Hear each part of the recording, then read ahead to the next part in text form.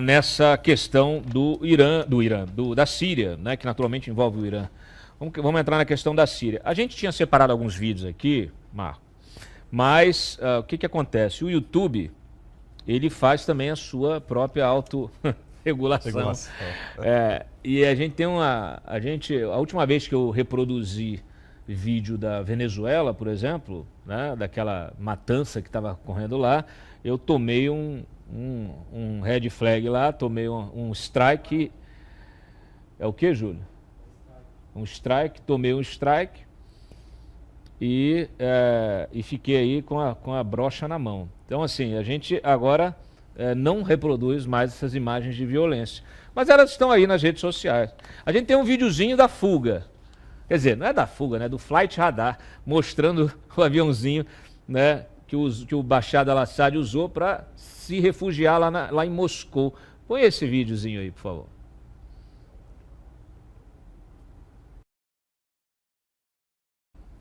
Tá aí, ó.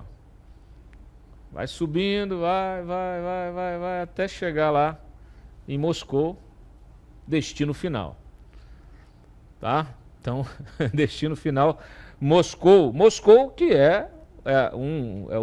o regime do Putin, é um apoiador, era até agora, até então, né, um apoiador de primeira ordem do Bashar al-Assad, assim como a China, né, que estava tentando também ajudar a Síria a romper o isolamento das sanções americanas.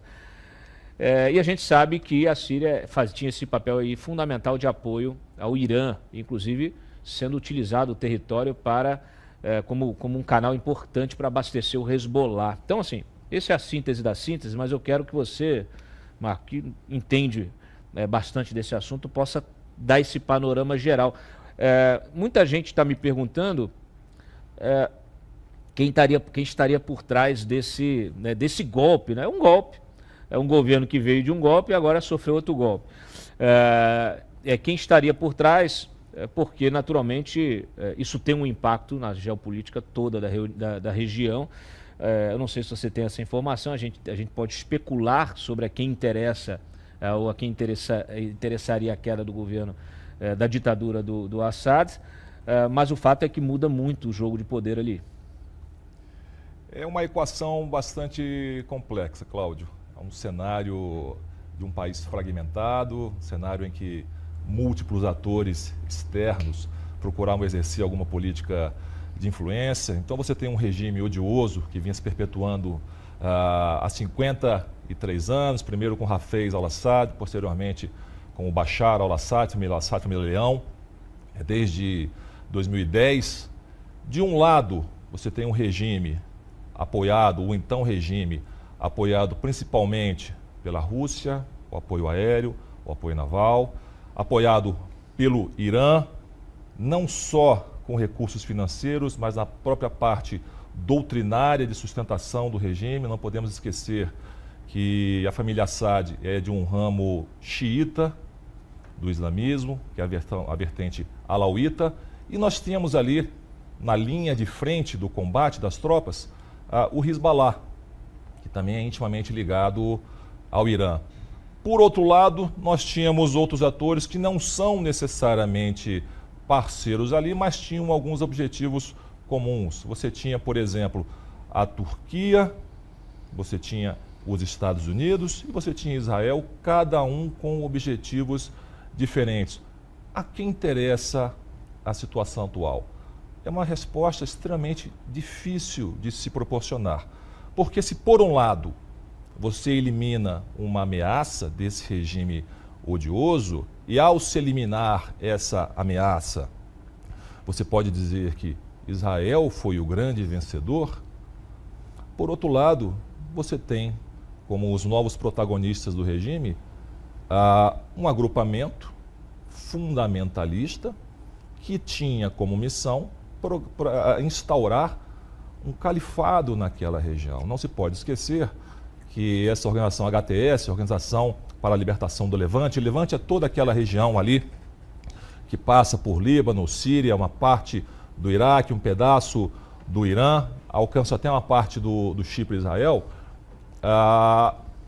tinha como objetivo instaurar o califado que foi afiliada, Cláudio, à Al-Qaeda. Al-Qaeda. Al-Qaeda, um movimento terrorista sunita. Não podemos esquecer que 85% da população muçulmana do mundo é sunita, que procura instaurar esse califado. Ao não dar conta no primeiro momento, eles abandonam essa visão de internacionalização da Revolução Islâmica para focar no país.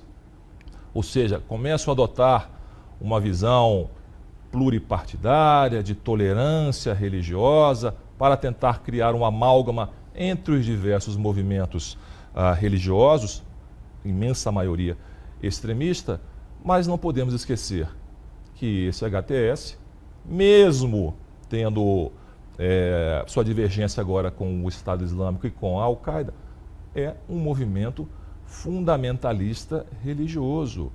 É uma versão síria dos talibãs. É uma versão síria nacionalista do Estado Islâmico, Cláudio. Você acha que há o risco de fragmentação ainda maior, de acontecer um pouco o que aconteceu no Iraque ou mesmo no Afeganistão?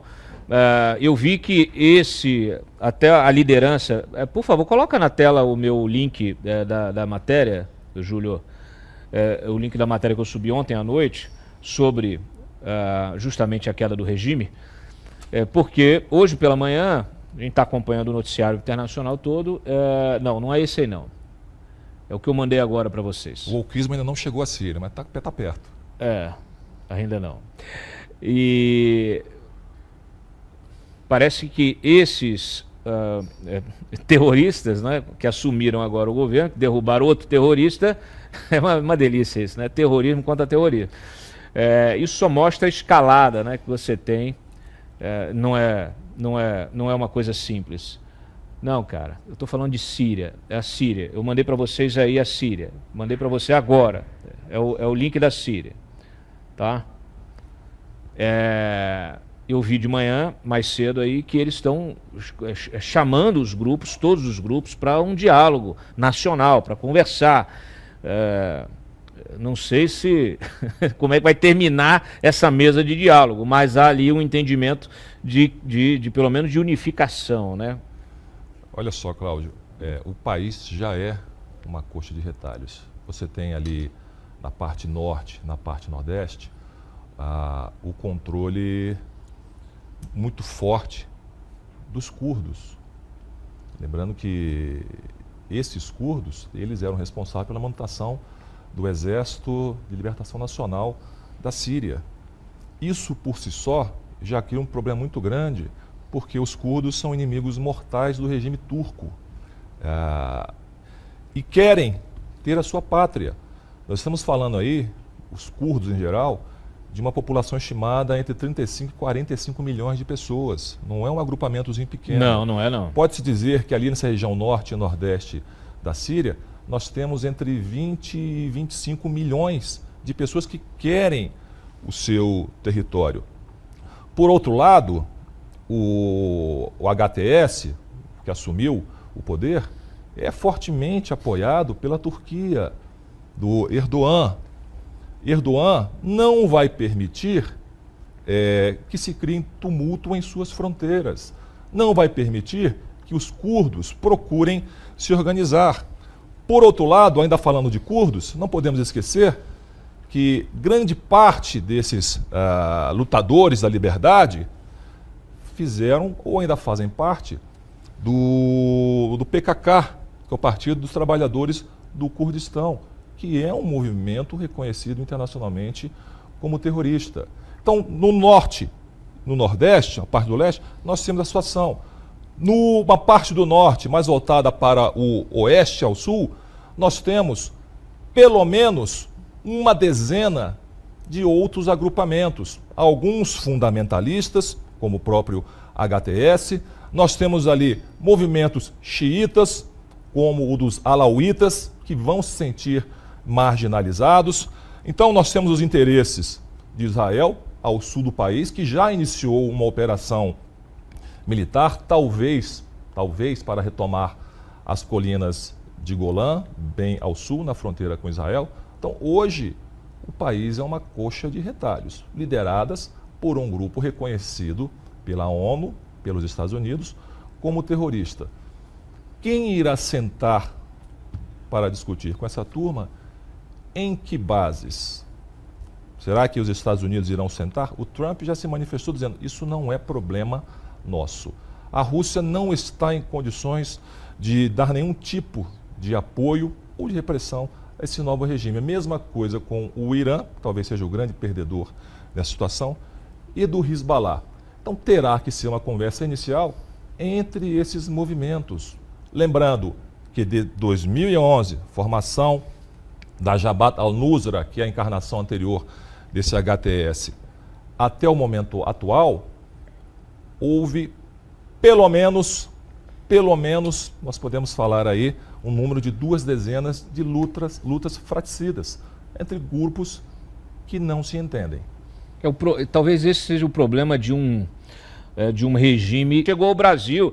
Então essa é uma visão provinciana, né? De achar que assim, a gente tem, inclusive, relevância em certos debates, né? Quando o Lula falava, vou trazer a paz, vou levar a paz ao Oriente Médio com um jogo de futebol, eu lembro sempre dessa história, porque eu tive uma discussão, eu estava numa das últimas vezes que eu participei de mesa de bar com um jornalista em Brasília, porque chegou uma hora que eu falei assim, não dá, eu não consigo, eu não tenho temperamento, porque assim, você via uma porrada de gente batendo palma para o Celso Amorim e para o Lula, falando de como ia vir a paz por causa de jogo de partida de futebol. Eu falei, vocês estão de brincadeira, né? Vocês estão de brincadeira. O Brasil, ele está absolutamente à margem, né, do debate, desse debate geopolítico. Nós estamos absolutamente à margem. Nós somos marginais nisso. Nós não temos peso específico. E se nós pudermos contribuir de alguma maneira, não será fazendo partida de futebol. Isso não terá resultado algum, como não teve. Então, mais uma vez, a gente se acha, né, o dono da cocada, quer participar da alta política e, na verdade, vem fazendo um downgrade da diplomacia absurdo. Um downgrade da diplomacia, um downgrade da nossa política militar, de defesa.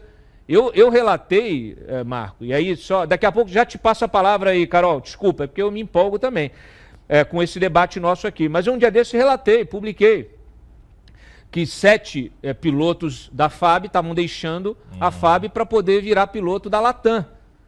Aí um cara um site desse assim, veio para mim e falou assim, você errou, não são 7, são 6. Eu falei, espera mais 15 dias que o 7º também está querendo sair.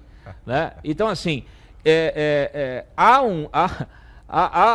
um provincianismo na política brasileira, nas lideranças brasileiras, que não enxergam que nós estamos vivenciando os atos preparatórios de uma terceira guerra mundial. Que nós deveríamos estar muito preocupados, porque os Estados Unidos escolheu a Austrália, em vez do Brasil, para poder fazer a defesa do Atlântico Sul. É uma loucura. A gente está absolutamente relegado a segundo plano. E ainda temos agora, aí sim, um dado adicional, porque nós temos a Amazônia, que é uma fronteira de recursos naturais e energéticos fundamentais, é uma das principais fronteiras de busca de recursos energéticos, e as próximas guerras serão sobre recursos energéticos, todas elas, né? Mas essa fundamentalmente será sobre recursos energéticos, e nós vamos ser campo de batalha. Só que nós estamos absolutamente, sabe... Despreparados. Obrigado. Despreparados para isso. Marco. 3 comentários rápidos, os 2 primeiros talvez até a título de anedota. O primeiro, nós não podemos esquecer que o presidente Lula, dá até alergia falar esse nome, mas ele condecorou tanto o ditador da Líbia, o Gaddafi, e o Bashar al-Assad, com as mais altas honrarias do Estado brasileiro. No caso do Assad, com o grão colar da Ordem Nacional do Cruzeiro do Sul, chamou o Gaddafi de ídolo, de líder e de irmão. Esse é um ponto. O segundo ponto é que o Lula também, do alto do seu megalonanismo, disse que ia resolver o conflito da Ucrânia e da Rússia sentado numa mesa de bar tomando cerveja. Bem lembrado, bem lembrado. Mas o importante é você observar que no mundo todo, Para quem quiser buscar os dados, pode acessar o site do CIPRE, que é o Instituto para a Pesquisa da Paz, da Stockholm Peace Institute. Você vai ver que no mundo todo, os investimentos em defesa ou em gastos militares estão aumentando, estão atingindo níveis que não se via há muito tempo e de uma maneira sustentada, Cláudio. No Brasil, nós vemos aí dois problemas. Primeiro, os recursos destinados às Forças Armadas para os projetos estratégicos estão minguando. Mas recursos é um ponto. O segundo é a visão de que nada do que acontece no exterior afeta o Brasil. Por isso, nós não precisamos de recursos para as Forças Armadas, por isso nós não precisamos de projetos estratégicos, por isso que a nossa política nacional de defesa está desatualizada, a nossa estratégia nacional de defesa está desatualizada e não se presta a menor importância. Como disse o Lula há algum tempo, lá em Nova York, o Brasil não precisa investir em Forças Armadas, talvez não precise nem de Forças Armadas. Esse, com certeza, é um mecanismo de entrega do país a interesses estrangeiros, Cláudio. É isso aí. Carol, você quer comentar essa temática aí? Quero trazer aqui um contexto no assunto, jogar essa pergunta aqui para o Marcos. Eu, em 2011, eu estava fazendo mestrado na Alemanha, quando começou a Primavera Árabe, né? E aí, para quem não lembra, isso começou na Tunísia com um trabalhador que tacou fogo no próprio corpo porque o governo estava exigindo licença e ele era, né, um ambulante, ele entendeu que ele não ia conseguir sustentar a família e tacou fogo. E aquilo ali se estendeu.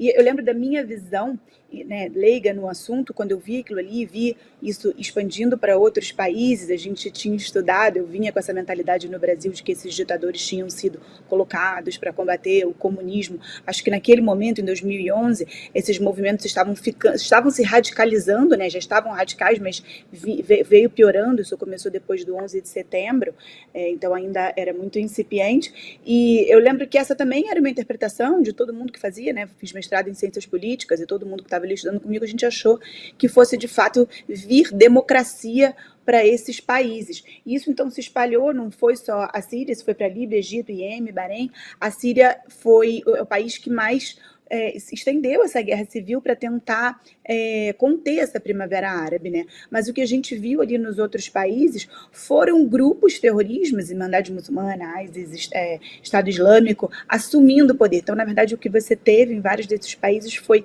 pior do que o que você tinha antes. E aí trazer essa pergunta para o Marcos, entender um pouco como isso está em toda a região, não só na Síria. Ele falou aqui um pouquinho dos curdos na Turquia. A Turquia ainda é um país, ainda é uma democracia, mas todos esses países que estão ao redor e quanto isso está crescendo e quanto esses grupos islâmicos vêm tomando poder e isso piorou depois da Primavera Árabe. Bela lembrança, Carol. O que se pode dizer, na maior parte dos casos, é que essa Primavera Árabe acabou se transformando no outono da repressão, porque tem acontecido exatamente isso que você mencionou. Nós devemos, evidentemente, excluir aqueles países que têm uma tolerância social, política, religiosa muito mais ampla do que a dos outros. E aí nós situamos os Emirados Árabes Unidos, o Catar e o Bahrein.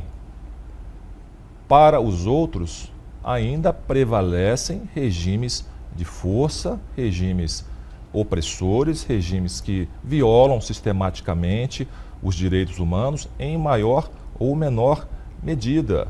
Não vou nem mencionar o Afeganistão, que é governado por um grupo terrorista, mas você tem o Egito, que é ou deveria ser um elemento de estabilização da região, mas que tem os seus problemas internos, utiliza-se da força, aparato de segurança militar, para preservar o poder. A população não tem muitos direitos. Nós temos ali a Arábia Saudita, que busca também um movimento de abertura, de maior tolerância, mas é o principal eixo, o país, não o governo, de disseminação de ideias fundamentalistas. A vertente Salaf, a vertente fundamentalista, tem as suas origens na Arábia Saudita. A Al-Qaeda tem as suas origens na Arábia Saudita. Então, com exceção desses 3 países que eu mencionei, você tem uma situação que ainda é extremamente grave. Você tem uma situação extremamente grave na Argélia, Carol, você tem uma situação extremamente grave no Marrocos. Esses dois países também têm os seus conflitos ali por uma faixa de terra do Saara Ocidental. Você tem frentes terroristas lutando naquela região. Então a situação no Oriente Médio hoje pode ser tudo, menos uma que seja conducente à democracia. Muito bem. Põe aqui, por favor,